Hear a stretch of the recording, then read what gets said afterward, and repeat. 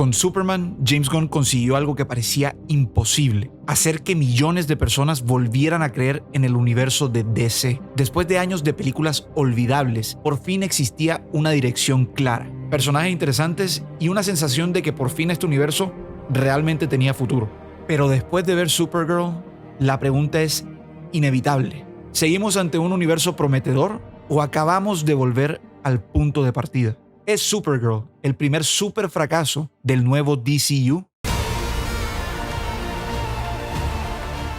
En 2025, James Gunn relanzó oficialmente el nuevo universo cinematográfico de DC con Superman, una película que cuando salió se vio rodeada de dudas después de tantos años de fracasos, pero que sorprendentemente terminó siendo lo que muchos necesitábamos: algo fresco, algo que despierte el optimismo, algo diferente y sobre todo algo con personalidad. El éxito de Superman hizo que las expectativas de Supergirl se volvieran gigantes, porque estábamos frente a un proyecto que prometía ser el segundo hit del nuevo universo. Es más, el propio James Gunn dijo oficialmente que esta película tenía un guión increíble y que el nuevo DCU iba a priorizar historias gigantes antes que el fanservice. En otras palabras, calidad antes que cantidad. Pero después de ver Supergirl, creo que esa promesa está todavía muy lejos de cumplirse.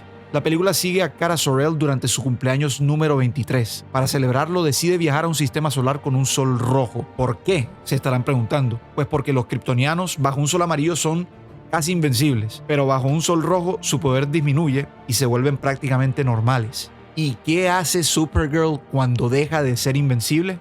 Pues se emborracha hasta la mierda. Pero aunque parezca una simple escena de comedia, realmente establece muy bien quién es esta versión de Supergirl. Ella no es Superman, no es optimista, no es un símbolo de esperanza, es una persona rota.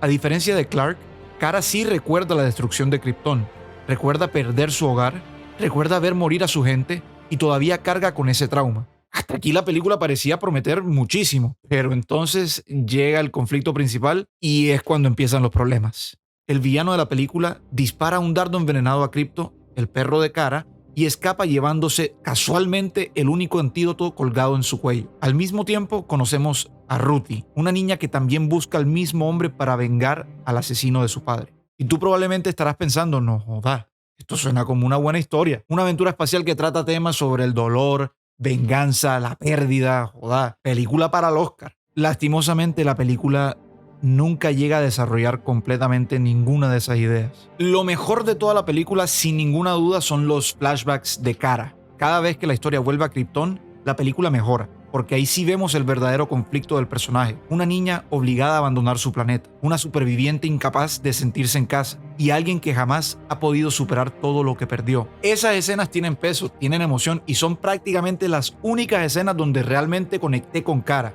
El problema es que la película parece mucho más interesada en seguir avanzando de planeta en planeta que en profundizar en ese trauma. Y es una pena total, porque ahí estaba la película que yo realmente quería ver. Hay dos personajes secundarios que prácticamente se roban el espectáculo y terminan siendo de lo más memorable de la película. Y el primero todo el mundo lo va a conocer, es Superman.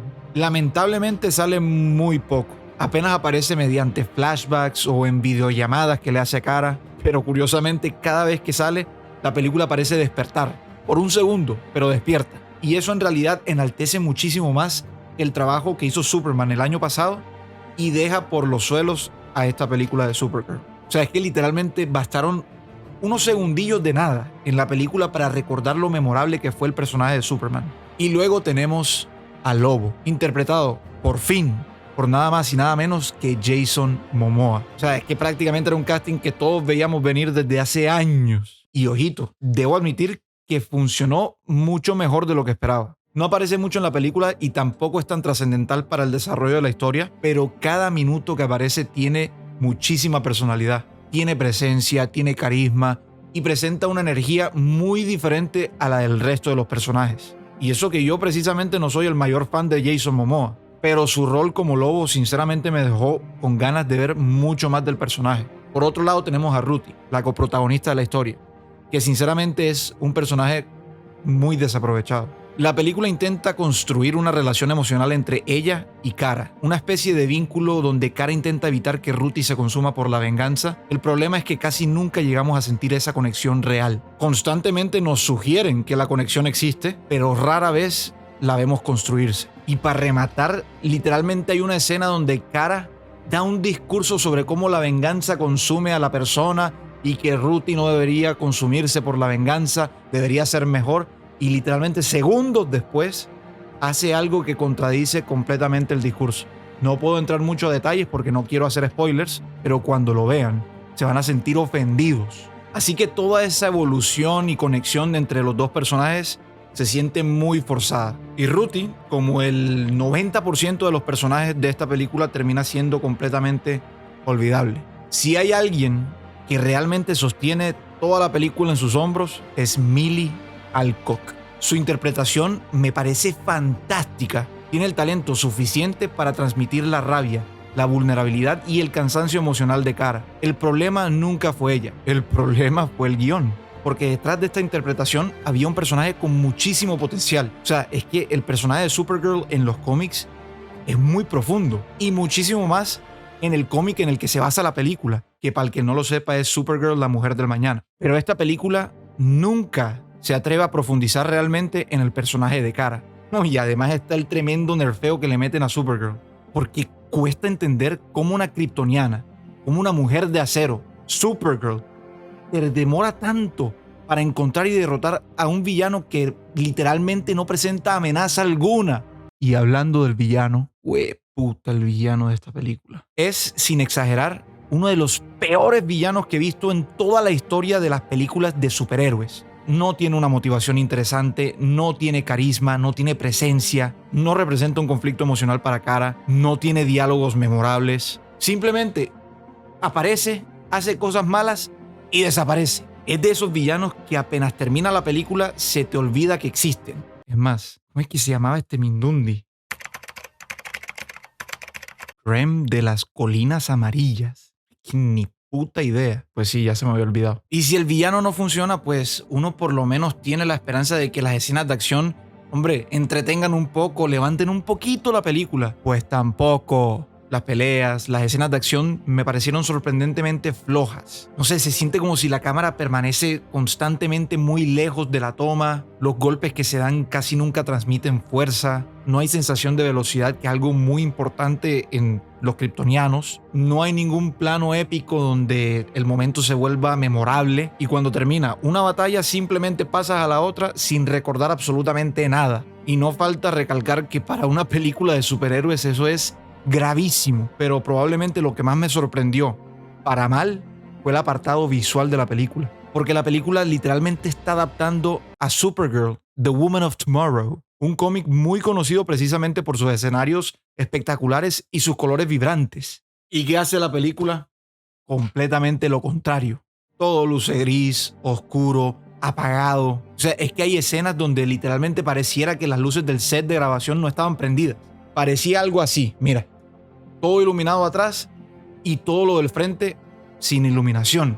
Y esto me sorprende muchísimo más sabiendo que James Gunn es el director creativo del DCU. O sea, James Gunn es muy conocido por siempre apostar por colores muy llamativos. Supergirl tiene una escenografía y una ambientación que pareciera una recopilación de Guardianes de la Galaxia, Predator, Badlands y Star Wars, todas combinadas en una misma película. O sea, no es nada original. Al final, Supergirl no es una mala película en el sentido de ser un desastre absoluto. Tiene una protagonista muy bien interpretada, tiene unos flashbacks realmente buenos y deja ver que realmente Supergirl es un personaje que tiene muchísimo potencial, pero también tiene uno de los villanos más olvidables de toda la historia del género de superhéroes. El 90% de los personajes, incluyendo Supergirl, están muy poco desarrollados. Es una historia que básicamente nunca profundiza en sus mejores ideas, tiene escenas de acción sorprendentemente flojas y una identidad visual completamente deplorable en comparación a lo que fue la primera película de este nuevo universo, Superman. Sinceramente, espero de corazón que esto sea un simple tropiezo en el nuevo DCU, porque si las próximas películas van a ser igual que estas, la ilusión que teníamos puede durarnos mucho menos de lo que creemos. Mi calificación final para Supergirl es un 5/10. y la definición de la película es genérica y olvidable. Pero ahora quiero saber su opinión. ¿Les gustó Supergirl? ¿Les parece que el nuevo DCU todavía tiene futuro? Los voy a estar leyendo en comentarios y si les gustó el video, no se olviden de dejar su like, suscribirse, activar la campanita para que no se pierdan ninguna reseña de las próximas películas y déjame en los comentarios si también se te olvidó el nombre del villano de Supergirl. Yo soy Jaime Z y nos vemos en la próxima. Chau.